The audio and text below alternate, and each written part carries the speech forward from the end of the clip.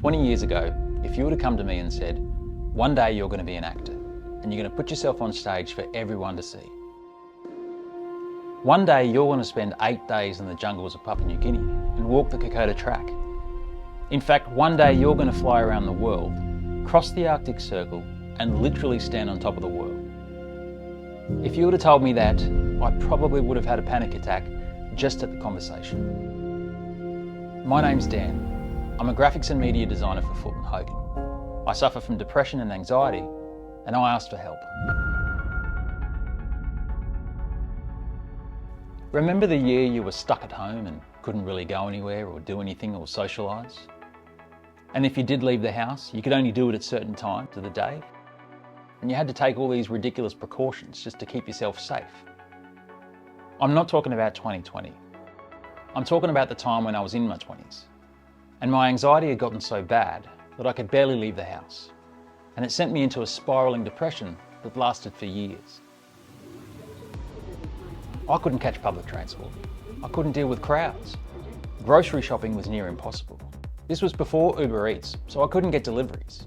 I was just stuck at home with this fear of everything and everyone outside my little bubble. I figured that once I got a good job, that my life was going to turn around and this fear would eventually go away.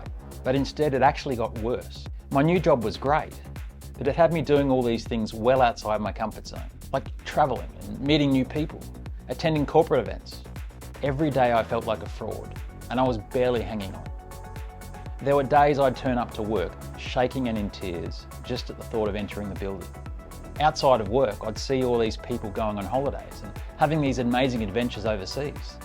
I was so jealous and angry at the world. If only I didn't have this thing, this invisible sickness holding me back. And the best I could manage was going a full week without having a panic attack. I didn't know what to do. So I waited and waited and waited for things to get better. And it never did.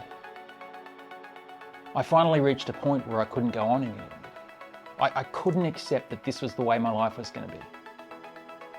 And that's when I asked for help.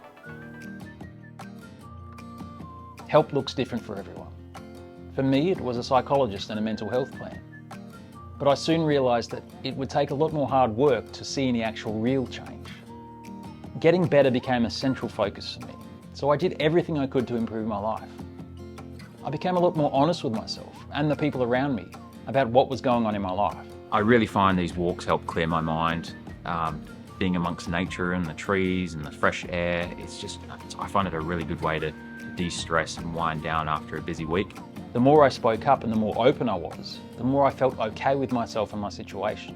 I found relief in nature and really fell in love with hiking and the outdoors. Within 6 months of asking for help, I was on the other side of the world doing what was once impossible. For the first time in my life, I was actually living. 8 more sleeps and then I'll be in the freaking jungle, man. My life completely turned around, and it didn't just happen, I made it happen. It's one thing I'm incredibly proud of. I still have anxiety and I still struggle with depression at times. Life is always going to have challenges and it's going to be full of ups and downs. The important thing for me is that I don't let those things stop me from living my life. Right. If I could offer any advice, it would be take action to make things happen. I only need one of you to fix this. There's so much to look forward to on the other side of what you're going through. Thanks.